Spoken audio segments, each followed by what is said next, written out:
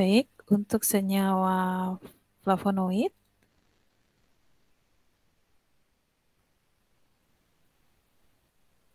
ada beberapa bentuk modifikasi ya lebih lanjut terkait dengan senyawa flavonoid ya. Jadi mulai dari hidroksilasi, jadi penambahan gugus OH, metilasi pada gugus hidroksil atau pada inti flavonoidnya, kemudian isoprenilasi, jadi penambahan isopren, kemudian metilasi berarti penambahan metil, glikosilasi atau pembentukan glikosida, ya bisa itu gugus hidroksilnya, jadi membentuk O-glikosida, atau pada inti flavonoidnya langsung itu terbentuk C glikosida. Jadi antara gula dengan flavonoidnya itu terikat pada ikatan karbon. Kemudian dimerisasi, jadi ini ada flavonoid yang bergabung dua, kemudian pembentukan flavonoid sulfat. Nah, jenis flavonoid, jadi ada aglikon atau bisa polimetil atau polimetoksi. Ya, kemudian aglikon, polihidroksi, jadi ini memiliki gugus hidroksil yang cukup banyak. Tentunya polaritas antara polihidroksi dengan polimetil itu akan berbeda. Ya, polihidroksi akan jauh lebih polar. Kemudian paling banyak di alam dan yang sering dijumpai gugus hidroksilnya itu pada posisi C5, C7, C3, C4 aksen, C3 aksen. Ya, jadi pada flavonoid ada sistem penomeran yang konstan ya. Dimulai dari O di sini. Ya, di O di sini ini pada nomor 1, kemudian nomor 2, nomor 3, nomor 4, nomor 5, 6, 7, 8, 9, 10. Jadi cekungan ini terakhir. Baru 1 aksen, 2 aksen, 3 aksen, 4 aksen, 5 aksen, dan 6 aksen. Kalau di sini ada hidroksil misalnya, berarti di sini muternya berlawanan arah. Ya, jadi 1, 2, 3. Jadi yang terdekat dengan hidroksil itulah yang dinomorin 3. Tapi karena ini pas di posisi para, ya, sehingga nomor 4-nya di sebelah sini, nomor 3 boleh di sini, boleh di sini. Nah, jadi paling sering itu hidroksilnya ada di posisi nomor 3, kemudian nomor 5, dan nomor 7. Kemudian 3 aksen, 4 aksen. Nah, untuk glikosida, ini tentunya akan terikat dengan gula. Nah, gula itu bisa pada posisi C3, C7, C4 aksen, 3 aksen, atau 5. Nah, gulanya bisa glukosa, ini yang paling banyak, tapi bisa juga ada galaktosa, ramnosa, silosa, dan gula-gula yang lain. Nah, bisa juga mengalami asilasi. Jadi, glikosida terasilasi ini adalah gugus hidroksi gula atau lebih berikat dengan asam astat atau ferulat. Nah, ini contohnya apigenin 7 ya, karena di sini kan nomor 7. Tadi diingat tadi nomor 1, 2, 3, 4, 5, 6, 7. Ya, di sini nomor 7. Kemudian aglikonnya ini adalah apigenin begitu ya. Kemudian 7O beta dextro gitu ya. Kemudian ini nama asetil ya, ada asetilnya. Kemudian ini glukopiranosida. Oke, kemudian C glikosida misalnya ini ya di posisi nomor 8, kemudian terikat dengan C. Tapi ini sangat jarang ya. Aglikon yang paling jumpai flavon, bisa juga ada flavanon, flavonol, atau isoflavon. Kemudian glikosilasi paling banyak C6, C8. Ya, yang dalam bentuk C glikosida. C6 itu di sini atau C8 di sini. Nah, ini contohnya pada vitexin ya. Apigenin, ini apigeninnya nomor 8 C BD glukopiranosa. Kemudian biflavonoid, ini adalah flavonoid dimer, yang paling lazim adalah flavon dan flavanon. Ikatan antar flavonoid itu ikatan eter atau karbon-karbon. Kemudian jenis monomer dapat sama atau berbeda dengan letak ikatan berbeda. Nah, ini biasanya suka dikenali, sifatnya menyerupai monoflavonoid pembentuknya. Ya, jadi karena ini kan dimer ya, jadi terikat dengan flavonoid dan flavonoid. Kemudian ini flavonoid sulfat, ya, suatu flavon ada sulfatnya, ya, mengandung ion sulfat terikat pada gugus OH-nya atau pada gulanya. Sifat fisik flavonoid, ya, jadi flavonoid aglikon polimetoksi polimetil ini cenderung nonpolar, ya, larutnya lebih tinggi pada heksan, petroleum ether atau ether. Kemudian kelarutan dalam metanol bisa, tetapi agak sedikit, ya, sedikit larut. Kemudian tidak larut campuran metanol dan air atau bahkan pada air. Tetapi pada flavonoid polihidroksi ini cenderung bersifat semipolar. Kelarutan di heksan dan PE-nya rendah, tetapi di ether, etil asetat dan metanol cukup tinggi, tetapi tidak larut dalam air dan sedikit larut dalam air panas. Kemudian untuk flavonoid oglikosida, ini glikosida yang polar, ya, tidak larut di heksan, PE dan ether, sedikit larut dalam etil asetat, larut dalam alkohol, ya, metanol, etanol, seperti itu, kemudian sangat larut di dalam air. Kemudian jumlah gula yang terikat semakin banyak, maka sifatnya akan semakin polar. Ya, jadi kalau bagian gulanya itu monosakarida atau disakarida atau trisakarida, maka sifatnya akan lebih polar. Pembinaan solvent untuk ekstraksi berdasarkan jenis flavonoid yang dikehendaki. Nah, umumnya kalau ingin mengambil semua jenis flavonoid, ya, semua jenis flavonoid begitu, baik itu yang glikosida maupun yang aglikon atau tidak mengikat gula, biasanya menggunakan metanol atau etanol yang bersifat universal, yang bisa menarik semua jenis flavonoid.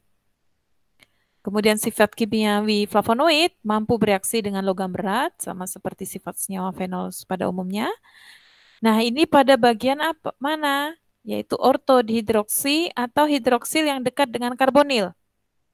Ya, jadi pada flavonol begitu ada karbonil yang berdekatan dengan hidroksil.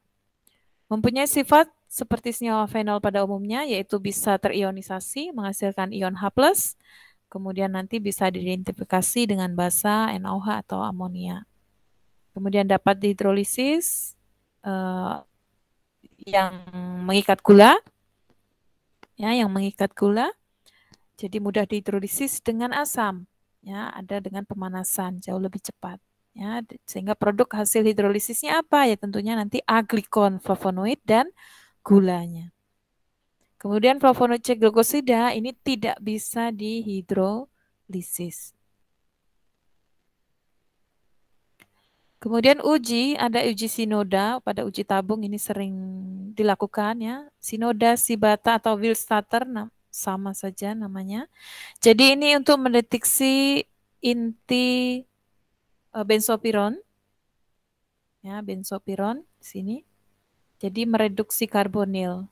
Jadi sampelnya ditambah beberapa potongan kecil Mg, jadi ditambah logam Mg, kemudian ditetesi HCl pekat. Ya, nanti warnanya bisa kuning, orange, jingga atau merah. Kalau jingga sampai merah ini flavon. Ya, flavon itu berarti di sini ada ketonnya, tapi di sini tidak ada hidroksil. Kemudian merah sampai merah tua itu flavan 0. Kemudian merah tua sampai magenta itu merah keunguan, itu flavanon. Ya, jadi ini karena warnanya jingga ini, ya, ini cenderung ke flavon. Kemudian warna terlihat lebih jelas jika ditambah amil alkohol. Jadi ini, ya, ini kan larutan awalnya begitu, kemudian ditambah Mg tambah Cl gitu, ya. Warnanya ya agak ke orange jingga begitu, tetapi nanti setelah ditambah amil alkohol, maka flavonoidnya akan ketarik ke amil alkoholnya sehingga warnanya jauh lebih jelas. Ya, makanya setelah bereaksi ini kemudian ditambahkan amil alkohol. Ya, amil alkohol itu tidak larut di dalam air. Nah, ini reaksinya, prinsip reaksinya, jadi flavonoid, inti flavonoid ditambah Mg dan HCl maka akan tereduksi ketonnya, ya. tereduksi. Kemudian di sini akan terbentuk O plus, ya, bermuatan positif. Nah, ini ikatan konjugasinya menjadi lebih panjang, terbentuk warna tadi jingga. Ya, kalau ini kan ikatan rangkap terkonjugasinya terputus nanti di sini ya. Misalnya ini, rangkap tidak, rangkap tidak, rangkap. Ya udah cuman di bagian sini.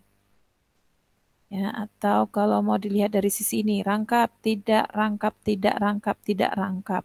Sudah berhenti di sini. Ya, jadi ada dua sistem konjugasi ya. Makanya ini nanti kalau pada spektro akan terbentuk dua peak. Nah, ini juga dari sini ada rangkap, tidak, rangkap, tidak, rangkap, tidak. Oh, salah dari sini ya. Rangkap, tidak, rangkap, tidak, rangkap, tidak, rangkap, tidak, rangkap. Nah, terbentuk konjugasi di sini. Sedangkan kalau yang ini, konjugasinya itu akan nyambung. Ya, rangkap, tidak, rangkap, tidak, rangkap, tidak, rangkap, tidak. Sorry, salah arah lagi ya. Rangkap, tidak, rangkap, tidak, rangkap, tidak, rangkap, tidak, rangkap, tidak, rangkap, tidak, rangkap. Nah, jadi konjugasi dari cincin ini dan ini akan nyambung konjugasinya. Sehingga konjugasinya menjadi lebih panjang dan akan terbentuk senyawa yang berwarna. Kemudian kromatogram flavonoid bisa dengan kertas. Ya, umum yang digunakan adalah BAW 415. Kemudian fase gerak berair dengan asam asetat 15, 30 sampai 50%. KLT bisa dengan fase diam selulosa. Ya, ini sama seperti kromatografi kertas fase geraknya. Kemudian bisa juga dengan silika gel, ya. Bisa dengan klorofometanol misalkan 8:2 atau bisa juga dengan poliamida. Tapi yang umum digunakan ya dua ini. Kalau enggak selulosa ya silika gel. Nah, ini beberapa fase diam dan fase gerak yang bisa dimanfaatkan ya. Jadi ini untuk glikosida pemisahannya pakai butanol asam asetat air. Ya, kemudian ini ada etil asetat piridin air metanol ya. Jurnal itu nanti akan bisa berbeda-beda begitu ya fase geraknya. Nah, ini contoh fase gerak yang bisa digunakan. Nah, pola gerakan pada kromatografi kertas atau KLT begitu ya. Nah, tentunya efek glikosilasi ini akan berpengaruh terhadap RF. Ya. Jadi misalkan ini senyawa rutin namanya, jadi dia memiliki glukosa dan ramnosa di sakarida. Kemudian ini adalah aglikonnya yaitu quercetin, jadi ini terlepas gulanya ya, jadi OH, kemudian ada glukosa dan ramnosa akan mengalami hidrolisis. Nah, ini terjadi hidrolisis. Nah, bagaimana pengaruhnya ya? Jadi rutin ini bersifat lebih polar, gitu ya. Jadi kalau menggunakan fase gerak beralkohol BAW, ya, butanol yang jenuh dengan air, ini termasuk fase gerak yang lebih nonpolar dibandingkan yang berair ya dengan adanya asam asetat. Ya, ini lebih nonpolar dibandingkan yang ini. Nah, sehingga nanti senyawanya juga akan RF-nya juga akan berubah. Ya, jadi RF aglikon dibanding glukosida bagaimana? Ya, tentunya aglikon quercetin pada BAW akan lebih tinggi RF-nya. Karena dia lebih nonpolar, ya, lebih nonpolar maka dia akan lebih bergerak mengikuti fase geraknya yang juga lebih non-polar. Sedangkan yang lebih polar akan terikat pada fase diamnya. Ikatan hidroksilnya, ikatan hidrogennya lebih banyak begitu ya, akan lebih terikat atau tertahan di fase diam. Sehingga RF-nya menjadi lebih pendek. Kemudian efek hidroksilasi dan metilasi pada gugus hidroksil. Ya, jadi misalnya sama-sama aglikon, tapi di sini OH-nya ini nggak ada misalnya. Ya, ini OH-nya nggak ada. Yang satunya OH-nya ada. Nah, tentunya mempengaruhi polaritas. Ya. Penambahan hidroksil itu menjadi lebih polar. Sehingga RF, quercetin ini ya akan lebih rendah dibandingkan kalau ini tidak ada hidroksilnya, atau di sini hidroksil nggak ada, ini nggak ada, berarti ini RF-nya yang lebih sedikit hidroksilnya, itu RF-nya akan jauh lebih tinggi dibandingkan quercetin yang memiliki 5 hidroksil ini. Metilasi bagaimana? Sama metilasi, misalnya di sini jadi CH3, berarti senyawa itu menjadi lebih non-polar, maka RF-nya akan lebih tinggi juga. Nah, pada fase gerak berair, yaitu asam asetat misalnya 10% atau tadi 30 atau 50 gitu. Nah, ini akan berpengaruh pada aglikon dan glikosida. Ya, jadi yang glikosida itu ya dia akan lebih mampu terikat. Kemudian aglikon bagaimana? Karena ini berair, ya biasanya RF-nya akan lebih rendah. Ya, jadi glikosida akan lebih tinggi RF-nya, sedangkan yang aglikon akan lebih rendah RF-nya. Ya, karena ini fase geraknya sekali lagi berair. Ya, ini kan sifatnya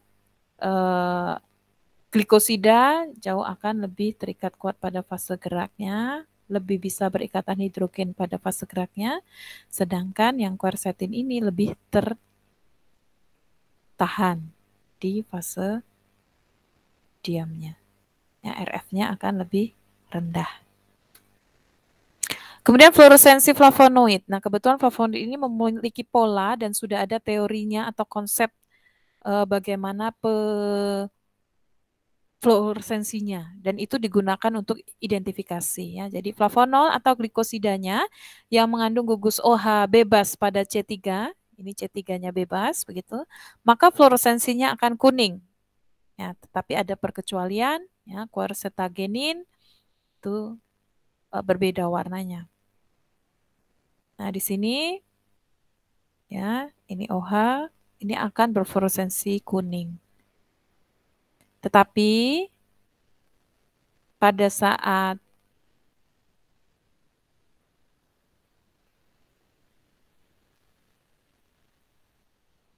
molekul tertentu, jadi ini terikat, dia fluoresensinya menjadi lebih gelap.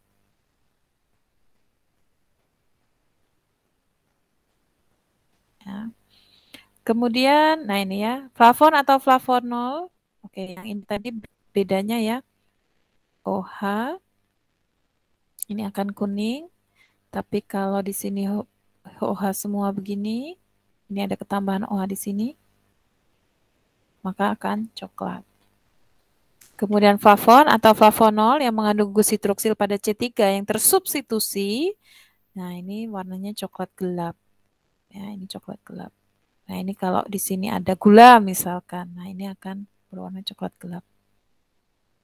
Kemudian flavonoid yang tidak mengandung gugus OH pada C5 berwarna fluoresensi kuning hijau. C5 itu mana? 1, 2, 3, 4, 5 di sini. Nah, ini warnanya kuning hijau. Kemudian flavon atau flavonol 3O tersubstitusi yang tidak mengandung 5 OH, ini ya, dia akan berfluoresensi biru. Ya, warnanya biru terang. Tapi belum tentu juga kalau biru berarti pasti gitu ya. Perlu dipastikan dengan reaksi-reaksi penegas. Kemudian isoflavon dan flavanon sedikit yang telah diisolasi, jadi temuannya tidak begitu banyak gitu ya. Masih susah untuk dibuat pedoman fluoresensinya.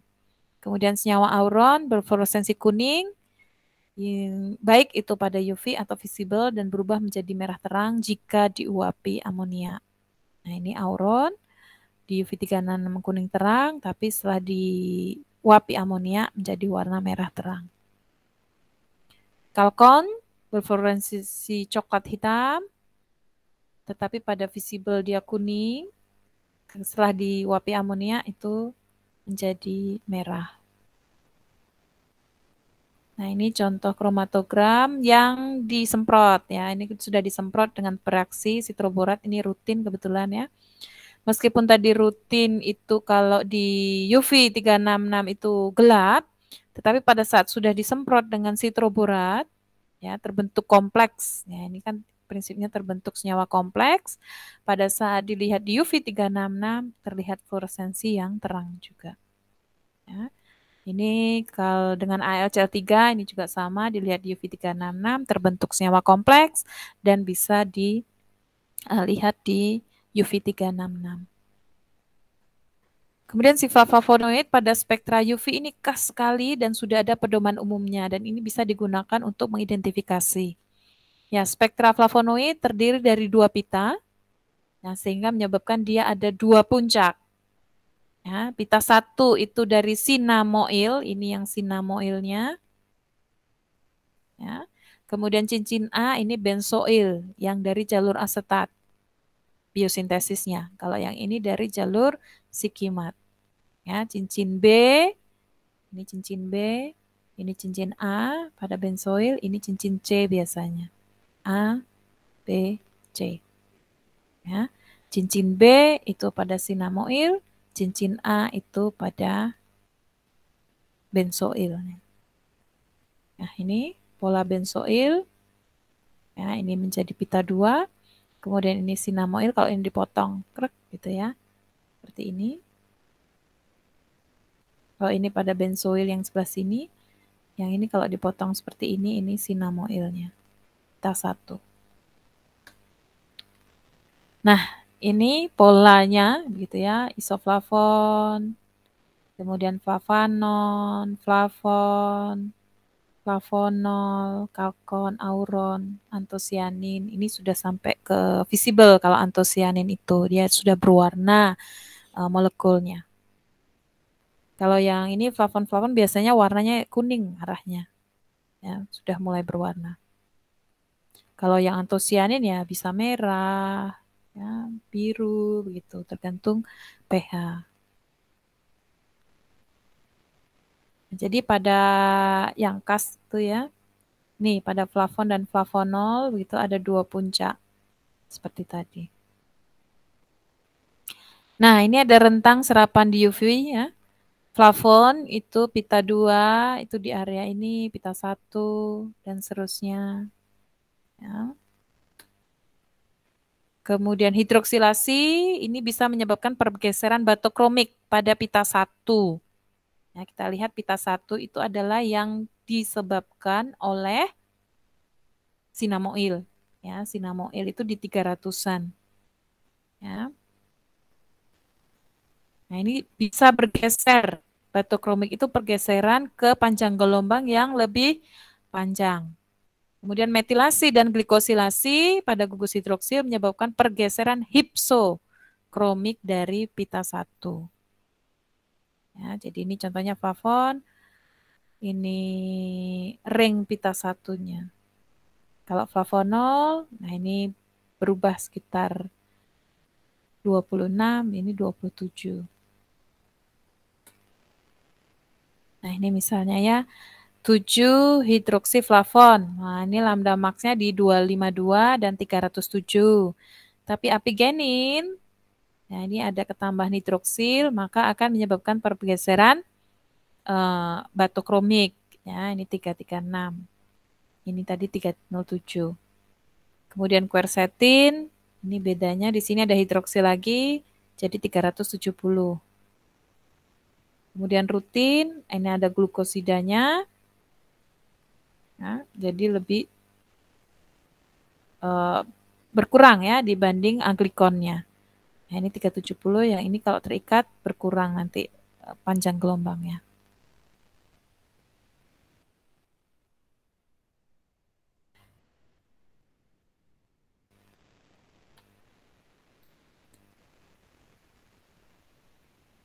Baik, demikian pola dari spektra. Ya, nanti akan dilanjutkan lagi tentang pergeseran-pergeseran yang terjadi pada flavonoid.